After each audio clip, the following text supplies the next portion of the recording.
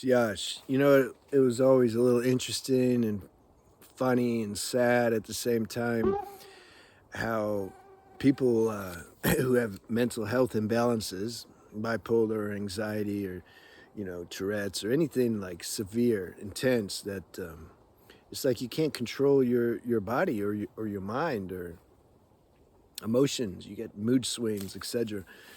Um, so then you'll see people who don't have that. You see, people who don't. I call it arrogant ignorance. People who don't actually have an issue that you have aren't really qualified to help you.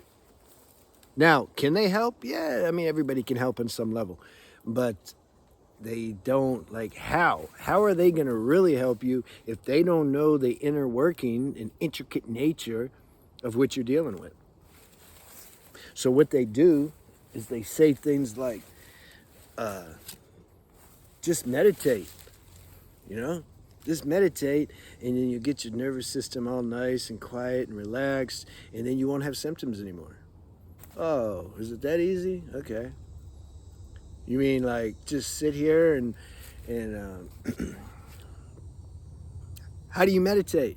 How are you going to meditate if you got a mind that's biting you all the time, or if you have any kind of movement disorder or Tourette's or something where your body's acting, out of control, involuntary spasms, and you're telling me to just sit here and meditate? Or if you got intense bipolar symptoms and you're just super manic, and you're going to tell me I just supposed to sit here, like, what about the manicness? Or if I'm in a deep depression and I can barely just, laying down is all I can do, but you're going to tell me like, so this is the thing. This is what I dealt with growing up, and I just didn't know.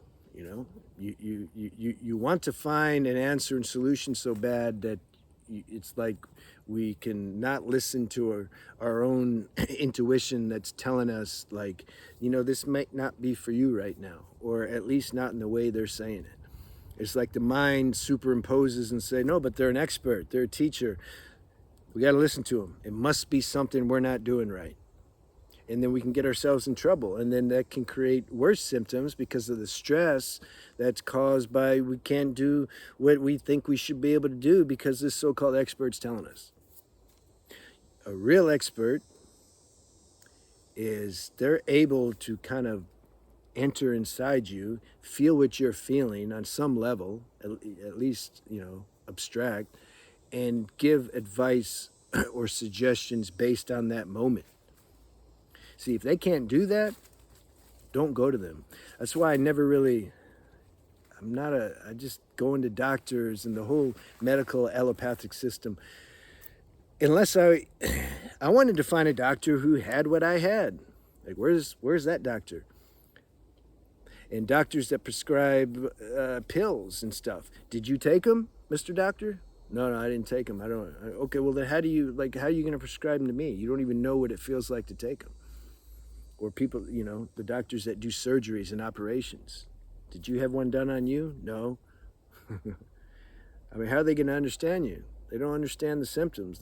You tell them a symptom, they'll look at the book and say, "Oh, okay. Oh, you're taking that pill and that's causing side effects? Here, take this pill to neutralize those side effects. And if that causes more side effect, here, you take that pill." This is what they do. And I'm like, and you're a doctor? Like, you've been to school for several years, and does that make sense to you, what you're doing? This was this was my struggle growing up and for a long time until finally, the benefit of that though is you realize like, damn, there's nobody out here that can help me, and you start you start pioneering and braving your own trail, and you have no choice but to connect with the universe. This is the highest doctor. Would you rather have universe as your doctor or a human doctor? So that was the benefit. And then I started finding these things that I'm trying to share. Semen retention, full spectrum healthy lifestyle, clean diet, super hydrating, alkalizing, full of electricity, but yet at the same time grounding. You got to ground the electricity.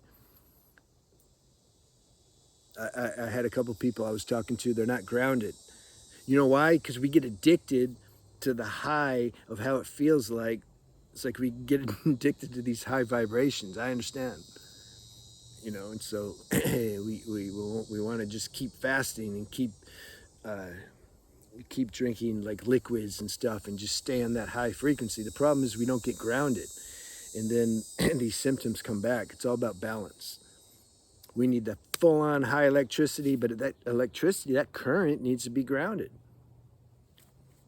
Otherwise, we'll be like that movie, Crank. Remember, he needed electricity to get his heart going, and then, but then he'd just go crazy. He needed to ground that.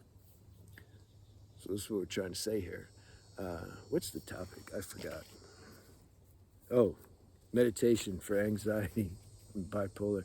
So look, if you have like a severe, those with severe cases of mental health imbalances, I haven't seen them benefit much by making themselves sit down and just, I mean, how can you? Like, you got to get to the point to where that can happen, That's why I'm a proponent of this check-in meditation. And you can, if you want to know more about the spirituality, you can go to Spiritual Renaissance. That's my other channel. I think it's in the description link, or the description box. We got to realize, which we will, if we have a lifestyle that's raising our vibration. I've talked probably in every video about how to do that. You have like high frequency continuity in all aspects of your life as best as you can. That raises the vibration, so that then we start to become aware of the difference between, you can say, our pure consciousness and this bodily suit that we're wearing with all the symptoms in it. This is the key. This is what a sadhana is. This is what the real meditation is. You don't have to sit here and just be really quiet like a rock. And that's fine also. If you have the temperament and character and karma to do that, that's cool. But we're talking, this channel is about mental health imbalances. So a lot of them can't do that. So what you end up doing is you check in and you start to just try to give a little attention to this consciousness that you are, that's aware of the body and the symptoms that are taking place through the body. Okay? Your symptoms are coming up, whatever they are, there's awareness of it. It's happening inside the consciousness that you are. And then mind activity starts. I want these symptoms to go away. What am I going to do? I'm supposed to go out and do this, but I got these symptoms. Am I going to have a hard time? Blah, blah, blah. All those thoughts, but you're aware of that too, right? That's happening inside the consciousness that you are also. Little by little, we start to become more aware. We put our attention on the consciousness, and then these thoughts and these symptoms, they start to, the potency of them, it starts to go down a little, because the identity with them's not so strong. Plus, if we're eating a really clean diet and having a really healthy lifestyle, that vibration and frequency is going to help the body and the mind and everything function better. And it can repair on some level also. But I'm not proposing a cure here. I'm proposing that you can live with whatever your body has, and you can have serenity. This is what we're doing here. The more and more you focus and put your attention and become more self-aware, aware that your consciousness, the less these symptoms are going to be. But more important than that, you won't be so identified with them. That's the point. This is what we're doing here. All right? Have a good day.